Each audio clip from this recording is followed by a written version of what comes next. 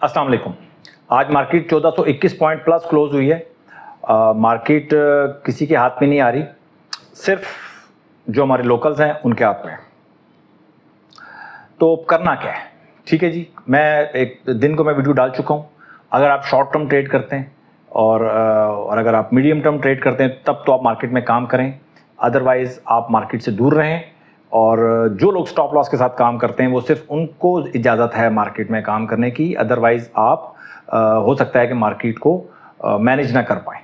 ठीक है, जो लॉन्ग टर्म वाले भी हैं वो ट्रेड वो बाइंग तो कर सकते हैं, बट मैं समझता हूँ कि जब मार्केट करेक्शन ले रही हो या मार्केट का ट्रेंड डाउनवर्ड हो, उस वक्त जो लॉन्ग टर्म ट्रेडिंग वाले हैं वो अपनी अपॉर्चुनिटीज़ को ढूंढें। अभी जो है वो जो प्रॉपर ट्रेडर्स हैं जो शॉर्ट टर्म ट्रेड करते हैं या मीडियम टर्म ट्रेड करते हैं, उनके लिए मार्केट बहुत अच्छी परफॉर्म कर रही है। अच्छा जी, तो सबसे पहले हम वॉल्यूम देख लेते हैं कि मार्केट के वॉल्यूम्स का क्या सूरत हाल रही है। और सबसे पहले हाँ जी,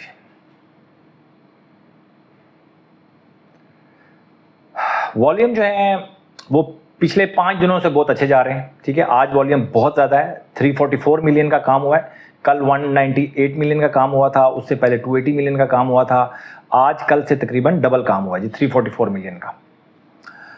तो जो टॉप कंट्रीब्यूटर्स हैं उनमें सबसे पहले जी HBL है, फिर फौजी फर्टिलाइज़र है, बैंक अल्फला, MCB और ये 5 हो गए हैं। उसके बाद आदम जी है जिन्होंने नेगेटिव कंट्रीब्यूट किया है, ई फर्टिलाइज़र, मारी, सर्विस, PKGP, एंग्रो एच, अच्छे स्टॉक, अटक रिफाइनरी, नेशनल बैंक, अच्छे स्टॉक्स भी आज नेगेटिव कंट्रीब्यूटर्स में नज़र आ रहे हैं। ये मेरी वजह से हुआ है, किस वजह से हुआ आई डोंट नो, बट आज अच्छे स्टॉक्स भी नेगेटिव कंट्रीब्यूटर्स में नज़र आ रहे हैं। ठीक है, अच्छा सबसे पहले हम चलते हैं आज की कैटेगरीज की तरफ। तो मैं दिन में जो मैंने वीडियो बनाई है उसमें मैंने कैटेगरीज बता दी हैं आपको। ये आपके सामने नज़र आ रही होंगी कुछ स्टॉक्स, ये सुपर ट्रेंड वाले स्टॉक्स हैं। मैं इनको हाईलाइट कर देता हूँ। ये सुपर ट्रेंड वाले स्टॉक्स हैं जी। ये जो आपको हाईलाइटेड ग्रीन में जो ग्रीन हाईलाइटेड है ये सुपर ट्रेंड में स्टॉक्स हैं। बाकी जो स्टॉक्स हैं ये स्टॉक्स जो हैं ये इमर्जिंग स्टॉक्स हैं, ये मैं इनको ब्लू कर देता हूँ। और जो बी कैटेगरी के जो स्टॉक्स हैं इनको मैं पर्पल कर देता हूँ। तो इनमें आपको घुसने की ज़रूरत नहीं है। इमर्जिंग स्टॉक्स को आप देख सकते हैं जो ए कैटेगरीज के हैं, अभी इनमें ट्रेंड बनना है। ठीक है, आप बात समझ रहे हैं, इन स्टॉक्स में भी ट्रेंड बनना है। ये जो ग्रीन जो हाईलाइटेड हैं इनमें ट्रेंड बन चुका है। ये स्टॉक्स जो हैं वो सुपर ट्रेंड वाले स्टॉक्स हैं। इन्हीं स्टॉक्स को आपने नोट करना है। इन्हीं स्टॉक्स में कल जब करेक्शन आएगी इन्हीं स्टॉक्स में आपने काम करना है। आप क्या करते हैं, आपके पोर्टफोलियो में जो ग्रीन जो मैंने हाईलाइट किया हुआ है, बहुत कम लोग होते हैं जिनके पोर्टफोलियो में ये स्टॉक नजर आते हैं। अदरवाइज लोग क्या करते हैं, इंटर होते हैं, निकल जाते हैं। अपने प्रॉफिट को लंबा करना सीखें। इतनी अच्छी मार्केट का फायदा वही उठा सकता है जो कि अपने प्रॉफिट को लंबा करता है।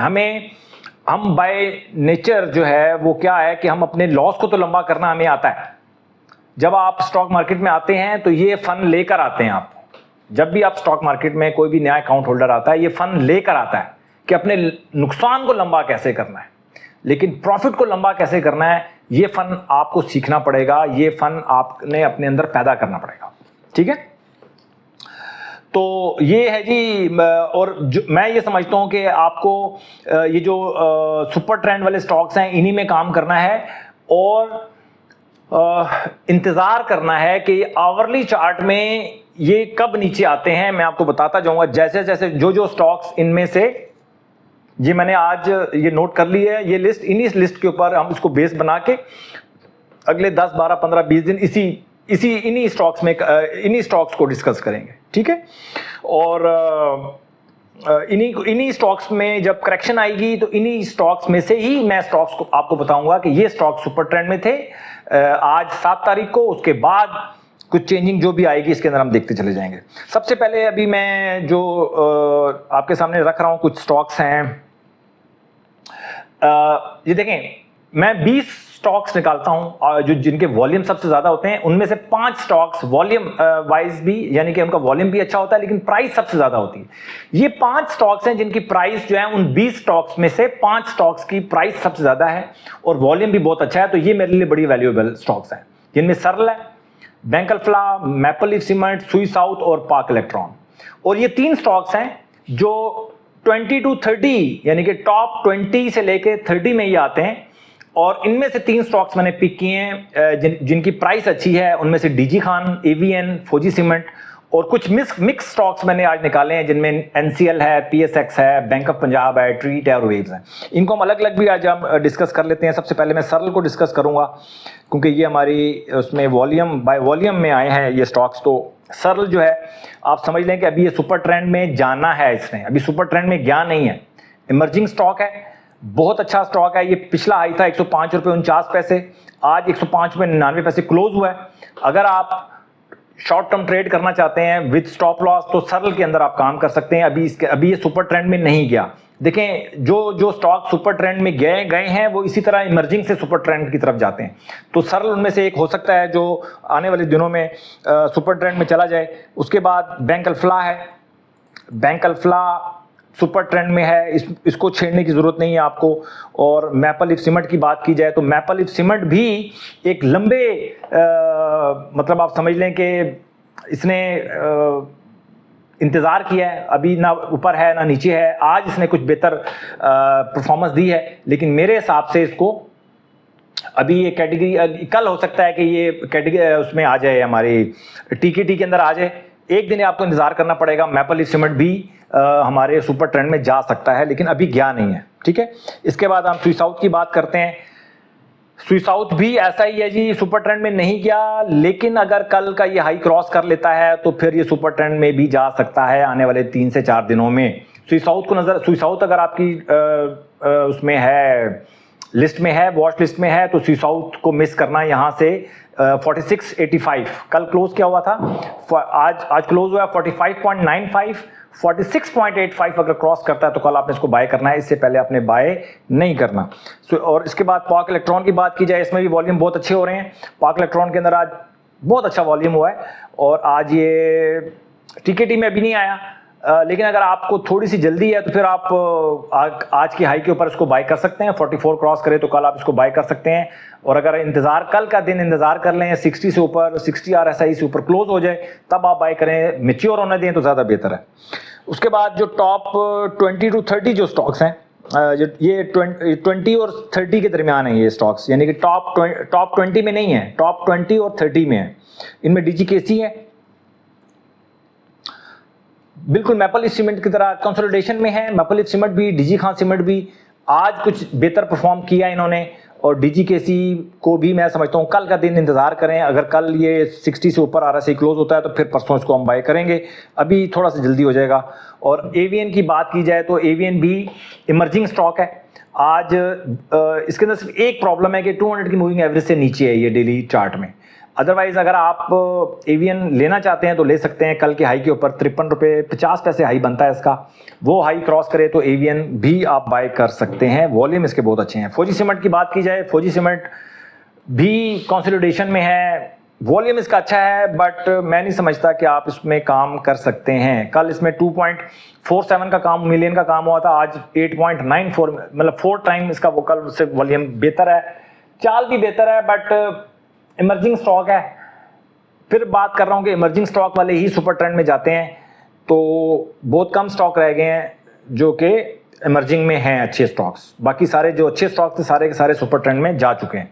तो मैं समझता हूँ कि आप एक आध दिन और इंतजार कर लें, टीकेटी में आने दें फौजी सीमेंट को, उसके बाद बाय करें, अभी बहुत जल्दी हो जाएगा मेरे हिसाब से। अच्छे स्टॉक्स अभी मौजूद हैं। इसके बाद मिक्स स्टॉक्स को हम डिस्कस करते हैं जी। एमएच वॉल्यूम अच्छा है, सुपर ट्रेंड में जा चुका है एमएच, खतरे से खाली नहीं है इसमें काम करना।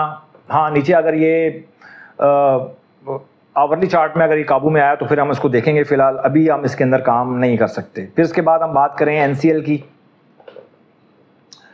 निशात चुनिया भी सुपर ट्रेंड में है, इसमें भी काम करना जो है वो आप लेट हो चुके हैं। और पीएसएक्स की बात करें तो पीएसएक्स अभी इमर्जिंग में है, आप कल के हाई के ऊपर हम इसको बाय कर सकते हैं, कोई इतना बड़ा इशू नहीं है। PSX ने लास्ट जो हाई था 1 महीने पुराना तकरीबन 30 रुपये 15 पैसे, वो भी आज इसने क्रॉस किया है, 31 रुपये 12 पैसे क्लोज हुआ है। बहुत अच्छी परफॉर्मेंस दी है कल। अगर आप इसको बाय करना चाहते हैं PSX को तो बाय कर सकते हैं, लेकिन स्टॉप लॉस के बगैर वाले भाई अभी इस मार्केट के अंदर ना आएँ, मुश्किल हो जाएगी आपके लिए मार्केट को मैनेज करना। कहाँ पे एवरेज करेंगे दोबारा? बैंक ऑफ पंजाब की बात की जाए तो बैंक ऑफ पंजाब भी सुपर ट्रेंड में है जी, और आज बहुत अच्छा बंद हुआ है 11 रुपये 80 पैसे से ऊपर, बहुत अच्छा लगता है। मैं समझता हूँ अगर कल 11 रुपये 80 पैसे से ऊपर, आज 11.87 क्लोज हुआ है, 11.80 से ऊपर ओपनिंग होती है तो आप इसको बाय कर सकते हैं। बैंक ऑफ पंजाब में काम कर सकते हैं, अच्छा वॉल्यूम है, काम हो रहा है अच्छा। और इसके बाद अगर हम ट्रीट की बात करें, ट्रीट भी अच्छे इमर्जिंग स्टॉक है। ट्रीट आज 24 रुपये 40 पैसे से ऊपर इसको क्लोज होना चाहिए था, नहीं क्लोज हुआ, हाई लगा 24 रुपये 93 पैसे, 24.29 क्लोज हुआ है। 24 रुपये 40 पैसे कल क्रॉस हो तो उसको आप बाय कर लें। ट्रीट भी अच्छा लगता है, वॉल्यूम अच्छा है इसका। ट्रीट में कुछ लग रहा है कि कुछ मामलात कुछ ऐसे हैं। वेव्स की बात की जाए तो वेव्स में भी एक गैर मामूली वॉल्यूम है। आज तकरीबन 14 मिलियन का काम हुआ है। नॉर्मली इतना 1-2 मिलियन का काम होता है, आज 14 मिलियन का काम हुआ है। कल की हाई के ऊपर इसको भी बाय कर सकते हैं। 8 रुपये 84 पैसे हाई लगे तो वेव्स को भी बाय कर सकते हैं। ये कुछ मिक्स स्टॉक्स थे और कुछ खास है नहीं मार्केट के अंदर बताने के लिए। तेजी है मार्केट के अंदर, कोई भी स्टॉक ले सकते हैं। लेकिन एक प्रॉब्लम है जो सबसे ज़्यादा कॉमन है, वो प्रॉब्लम ये है कि आप वो स्टॉक लेते हैं या वो स्टॉक आपके पोर्टफोलियो में पड़े रहते हैं जो परफॉर्म नहीं कर रहे।